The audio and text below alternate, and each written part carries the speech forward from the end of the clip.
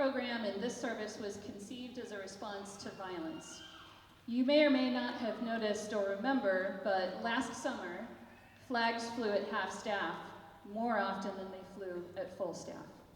Domestic and global violence escalated, and the flags flying at half-staff for so long were an oppressive reminder and a visual representation of what felt like a turning point. Violence was becoming more the norm, and rather than the exception to the norm. So instead of rehashing all of the horrifying global events of 2016, of which I'm sure you're aware, I'll say this instead. Let's look at them from the eyes of two of history's most influential Christians, Reverend Fred Rogers, aka Mr. Rogers, and Reverend Martin Luther King. Mr. Rogers was an ordained minister.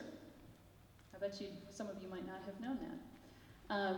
His children's television show allowed him to teach the concepts of peace to early learners. And in one episode, he specifically addressed how to respond when you see sad and scary things in the news.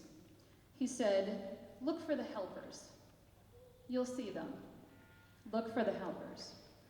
And sure enough, the helpers always outnumbered the people who were the assailants. And think about that for a second. Doesn't that change your perspective of the news coverage of violence? In every incident where there were one or two assailants, there were dozens or hundreds of helpers. You'll see them, the EMTs, the police, the clergy, the comfort dogs, the Red Cross, the people handing out food to recovery workers, the people standing in line to donate blood. And then there's the people that you don't see on the news, the ones who are praying for those people. And so when the visual reminders of violence start to feel oppressive, remember that for every act of violence, there are far more peacemakers than there are evildoers. Blessed are the peacemakers. Reverend Martin Luther King modeled that peaceful response for us. From his pulpit, he counseled people to protest in peace, and then he led those peaceful protests. Today's sermon and song is a piece called Homage to the Dream, a tribute to Martin Luther King's Dream speech, composed by Mark Camphouse. In it, you'll hear a quotation of "We shall overcome," find measure 65, a song often sang at those peaceful protests. You won't recognize this setting, though.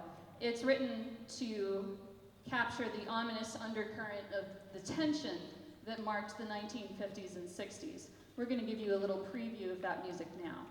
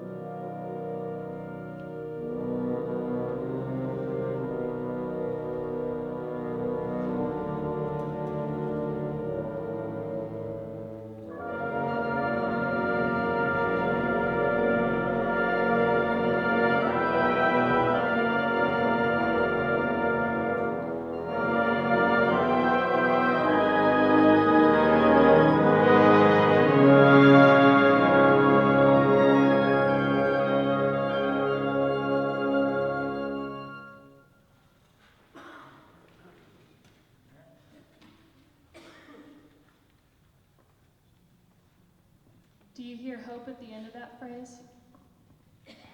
I think that Mark Camphouse purposefully wove some hope into the music, especially towards the end. We're going to have help from about a half a dozen different friends to close the piece, but I wanted to lift up one of those friends, Lisa, who is a representative of Health Gives Hope, who has a connection to this church. The Health Gives Hope is a charity founded by St. John's new contemporary music minister, Dan Clark, who, if you haven't met him, you will have the opportunity to meet him soon. They're developing a new contemporary worship service here, I think on Saturday nights, if I'm not mistaken. Is that correct, May? Sunday, okay. Dan was a founder of Health Gives Hope, which has built a clinic in a remote part of Ethiopia. It coordinates medical visits twice a year to provide care to the village of Bora. Health Gives Hope is a perfect example of a helper.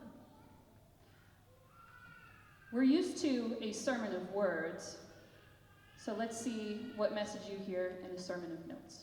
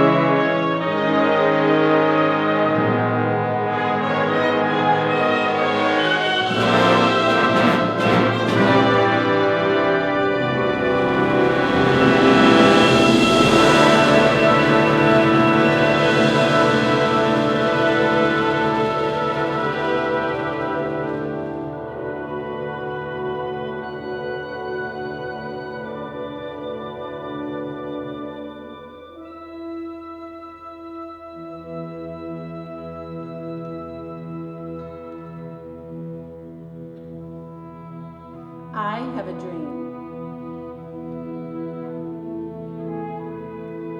मेरा एक सपना है. Tengo un sueño.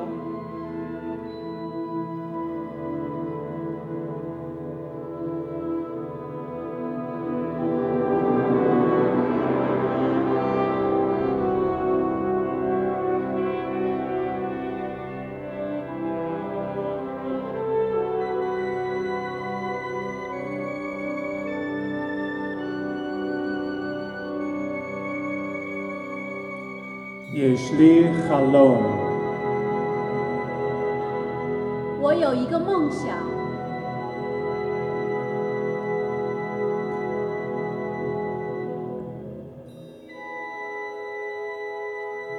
I have a dream.